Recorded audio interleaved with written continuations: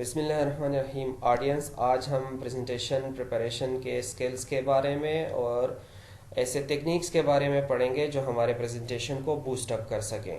جیسا کہ آپ سب کو معلوم ہے کہ ہمیں کسی بھی سٹیج پہ پریزنٹیشن دینے کی ضرورت پڑ سکتی ہے، اس کو ڈیلیور دینے کی ضرورت پڑ سکتی ہے، چاہے وہ ہمارا اسٹوڈنٹ لائف ہو، کوئی پروجیکٹ پریزنٹیشن ہو، چاہے وہ ہم کسی جاب کر رہے ہوں اور وہاں پہ کمپنی کی طرف سے کوئی پروجیکٹ ہو یا کوئی بھی موضوع ہمیں ایسے ملے جس پہ ہمیں آڈینس کے سامنے پریزنٹ کرنا پڑے. تو ہمارے پریزنٹیشن سکلز اتنے یونیک ہونے چاہیے کہ جو ہماری آڈینس ہو وہ ہمارے پریزنٹیشن کو کافی عرصے تک اپنے ساتھ یاد رکھے.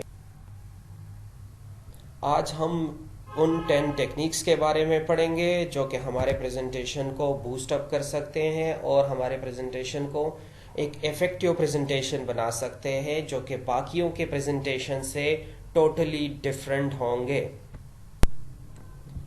پریزنٹیشن سکل کا جو پہلا تکنیک ہے وہ ہے ہمارے آؤٹ لائنز.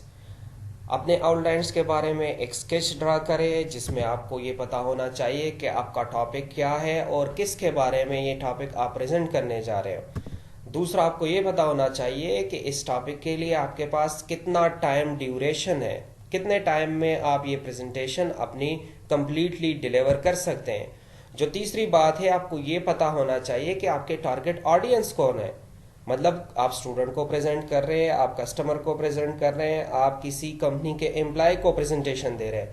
جس طرح آج کل مشہور ہے، کافی زیادہ ہمارے پاس موٹیویشنل اسپیکر ہے، وہ ڈفرینٹ کمپنیز میں جاتے ہیں، ڈفرینٹ انسٹیٹیوٹس میں جاتے ہیں، ڈفرینٹ اداروں میں جاتے ہیں، وہاں کے امپلائیز کو وہ موٹیویشنل اسپیچز دیتے ہیں. وہ کمپنی سے اٹیچمنٹ کے لیے اور اپنے کام کو بوسٹ اپ کرنے کے لیے بہت سارے تکنیکس ایسے بتاتے ہیں ان امپلائیز کو جس سے کمپنی کے امپلائیز کی پرفارمنس بہتر ہوتی ہے اور کمپنی کی پروڈکٹیوٹی انکریز ہوتی ہے.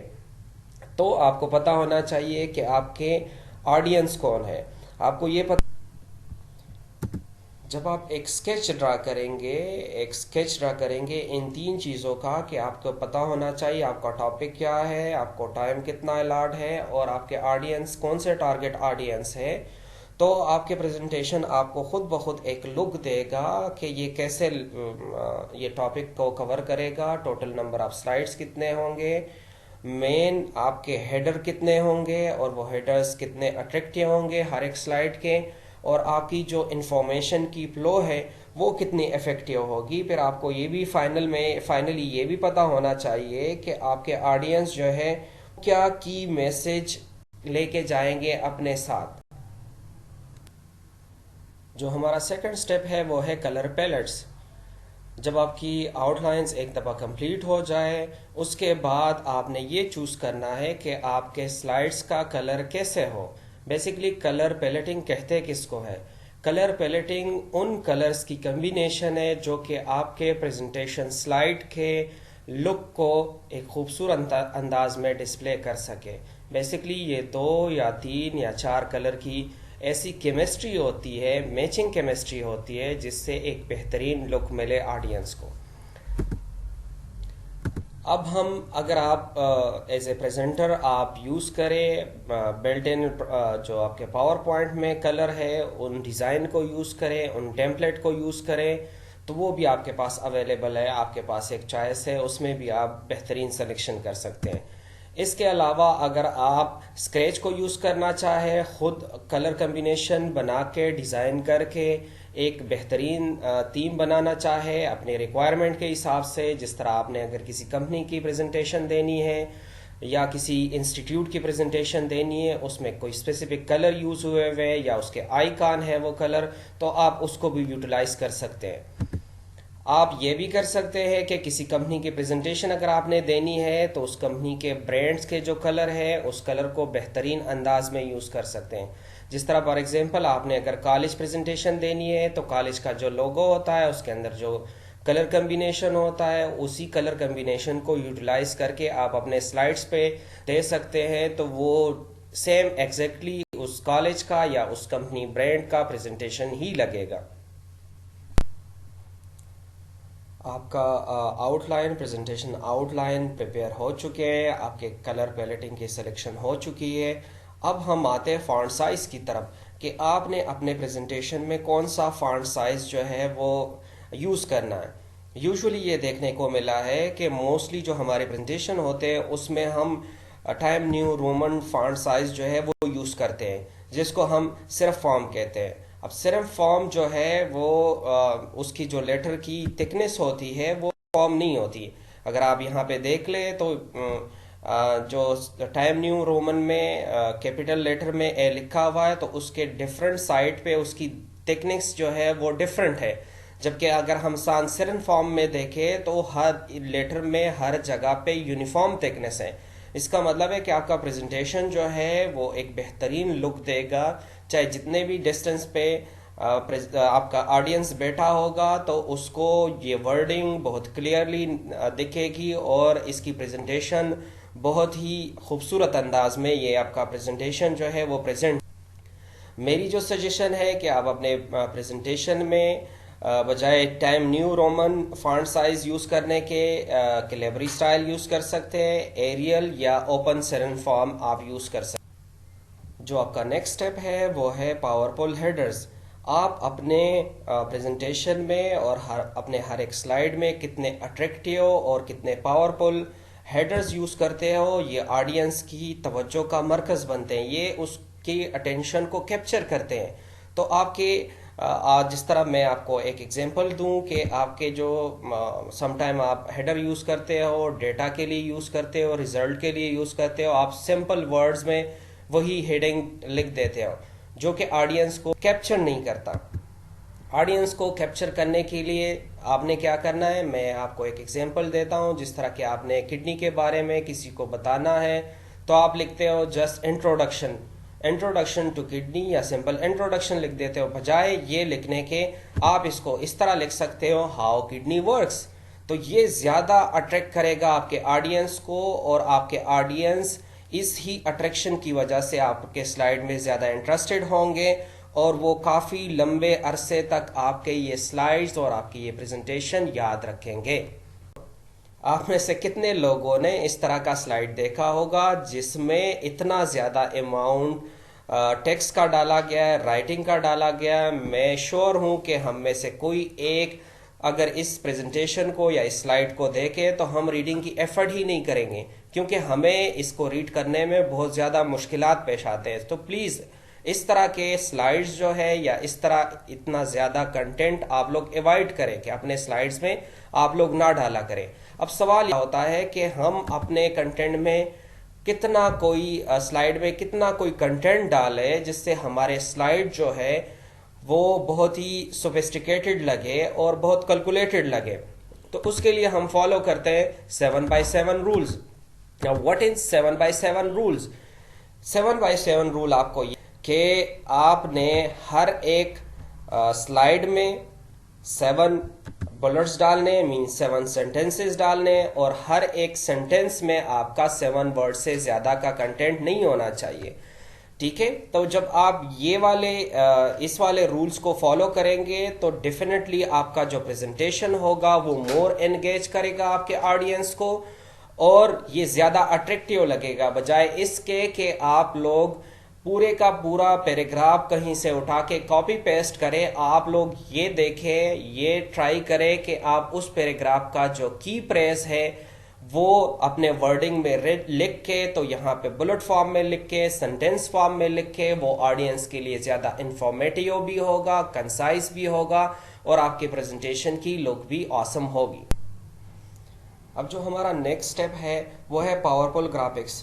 ہم کتنے کوئی ویژول یا گرافکس اپنے سلائیڈز میں ڈال سکتے ہیں جو کہ ہمارے آڈینس کے اٹینشن کو کیپچر کر سکے. آپ کو یہ پتا ہونا چاہیے کہ ٹیکسٹ سے زیادہ، رائٹنگ سے زیادہ آڈینس جو ہے وہ آپ کے ویژول کے اوپر فوکس کرتے ہیں اور ان ویژول کو آپ کے آڈینس جو ہے ان ویژول کی وجہ سے بہت زیادہ اٹریکٹ ہوتے ہیں. فار ایگزامپل اگر آپ نے کوئی ڈیٹا پریزنٹ کرنا ہے تو آپ کوئی بار چارٹ یوز کرے، کوئی پائی چارٹ یوز کرے، بجائے اس کے کہ آپ سرٹن ٹائپ کے بورنگ ٹیبلز اٹھائیں اور وہ یہاں پہ شو کرے. آپ ان گرافک کی مدد سے اپنے جو پریزنٹیشن ہے اس کو مور اٹریکٹیو بنا سکتے ہیں. پھر آپ نے اگر کسی جگہ سے کوئی پکچر لینی ہے اپنے پریزنٹیشن میں، اس کو شامل کرنا ہے یا اس کو انکلوڈ کرنا ہے ڈسپلے کرنے کے لیے، تو میک شور کرے کہ آپ کے جو پکچر ہو وہ گڈ کوالٹی کے ہو، اور جو آپ پکچر یا کوئی بھی گراف اٹھائے، کہیں سے بھی اٹھائے، تو اس کے پراپر ریفرنسز ہو اور اس ریفرنسز کو آپ ڈسپلے کریں آڈینس کی. یہ ان کی جو جس نے یہ پکچر ڈیولپ کیا ہوتا ہے، یہ اس کا حق ہوتا ہے، یہ کریڈیبلٹی اس کو ملنی چاہیے. بہت سارے ایسے ویب سائٹس ہیں جو کہ گڈ کوالٹی کے پکچر آپ کو دے سکتے ہیں، جس میں انسپلیش ہے، جس میں پکساوے ہے، تو آپ ان کو یوٹیلائز کر سکتے ہیں. ان چیزوں کو آپ یوٹیلائز کر کے ایک بہترین قسم کی پریزنٹیشن بنا سکتے ہیں. اور اگر پراپرلی سورسز آپ یوز کریں، اس ریفرنسز کو یوز کریں، تو آپ کی جو پریزنٹیشن ہے اس کی کریڈیبلٹی انہینس.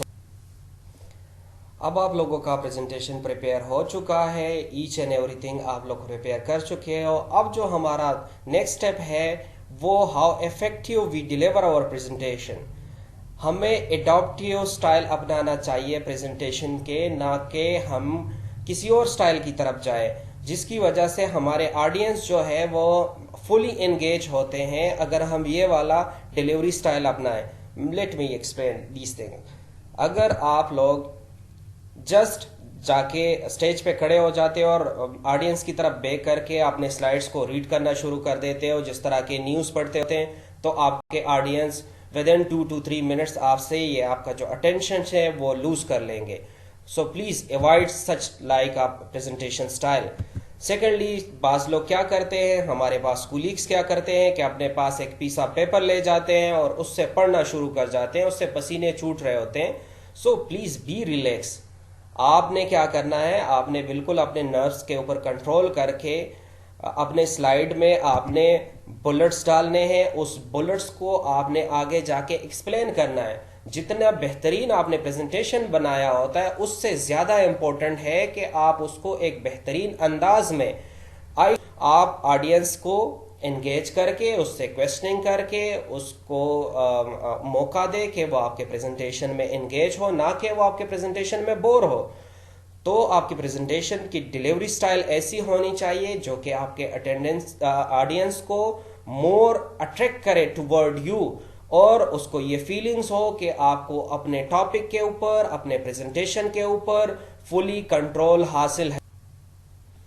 ہمارا نیکسٹ اسٹیپ جو ہے وہ ہے آئی کنٹیکٹ، کہ ہم اپنے آڈینس کے ساتھ کتنے آئی کنٹیکٹ میں رہتے ہیں اور یہ آئی کنٹیکٹ کتنا افیکٹو ہوتا ہے. ہمارے بہت سارے کولیگس ایسے ہیں جو کہ نروس فیل کرتے ہیں، جو کہ پریزنٹیشن جو ہی سٹارٹ کرتے ہیں تو یا تو پیچھے دیوار کی طرف دیکھیں گے یا بالکل فرنٹ میں نیچے کی طرف دیکھیں گے، ادھر ادھر دیکھیں گے، لیکن اپنے آڈینس کے ساتھ آئی کنٹیکٹ نہیں کریں گے.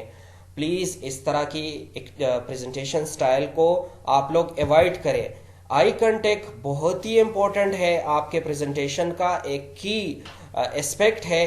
آپ نے اگر آپ نروس فیل کر رہے ہیں تو آپ سٹارٹ لیں فیملیئر فیسز سے، سٹارٹ لیں فرینڈلی فیسز سے، سٹارٹ لیں ان لوگوں سے، سٹارٹ لیں ان کی طرف دیکھیں، آئی کنٹیکٹ بنائیں جن کو آلریڈی آپ لوگ جانتے ہو یا جو کہ اسمائلی فیسنگ ہو. تو اس سے جو آپ کا نروسنس ہے یا جو سٹیج فوبیا ہے وہ آپ لوگوں کا ڈیفینیٹلی اور آٹومیٹکلی کم ہو جائے گا. آپ انگیج کریں، سرٹن اپنے ایکسپیرینسز شیئر کر سکتے ہیں. آئی کنٹیکٹ کے تھرو آپ جا کے آڈینس کے درمیان بھی کھڑے ہو سکتے ہیں، درمیان میں بھی پریزنٹیشن دے سکتے ہیں. اپنے آڈینس کو آپ فلی انگیج کر سکتے ہیں، اور جب آپ اپنے آڈینس کو فلی انگیج کریں گے تو وہ آپ کے پریزنٹیشن کو کافی عرصے تک یاد رکھیں گے، اور ان کو آپ کے پریزنٹیشن کا جو تھیم ہے، جو مین گول ہے، جو آپ کا ایم ہے وہ سمجھ میں آئے گا اور وہ اس کو ریممبر. جو ہمارا نیکسٹ اسٹیپ ہے اسی پریزنٹیشن کا وہ ہے body language. How effectively you use your body language.